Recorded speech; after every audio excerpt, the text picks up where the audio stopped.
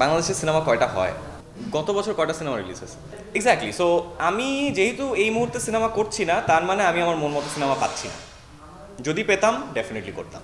তোমায় বাবু কি তো মানে দুইটাই আজকে যেটা রিলিজ হলো ভালোবাসা সোল্ড আউট প্লাস তোমায় বাবু কি দুইটাই ভ্যালেন্টাইন স্পেশাল প্রজেক্ট ছিল।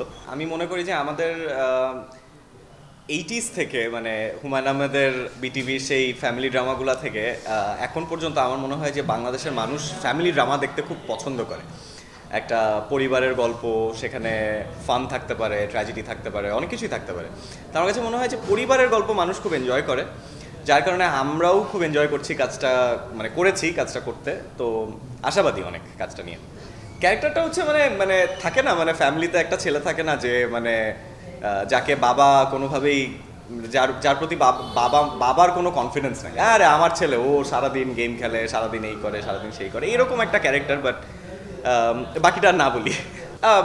যেহেতু আলটিমেটলি রোম্যান্স নিয়ে কাজ করছি, ব্যাপারটা ওরকমই হয়তো হবে। মামুন ভাইয়ের সাথে কাজ আমি আমি তো খুবই পছন্দ করি মাইন ভাইয়ের সাথে কাজ করতে, কিন্তু কাকতালীয়ভাবে আমাদের প্রথম কাজ হয়েছিল গত বছর রোজার ঈদে, এবং সেকেন্ড কাজটা হচ্ছে অলমোস্ট 1 বছর পরে।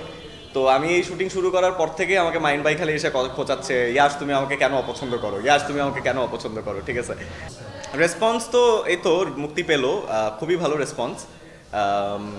দেখা যাক বাকি দিনগুলোতে কি হয়।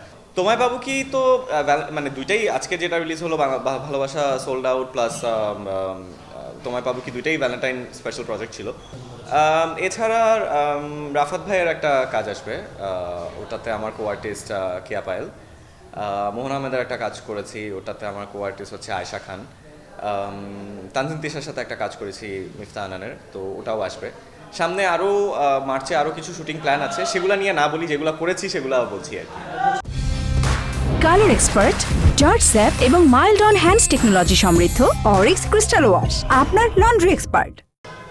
ওটিটি কোনো প্রজেক্ট আপাতত করা নেই, যেটা করা ছিল মানে যেটা করেছিলাম last OTT forget me not, আমার খুব পছন্দের একটা কাজ, ওটা গত বছর রিলিজ হয়েছে।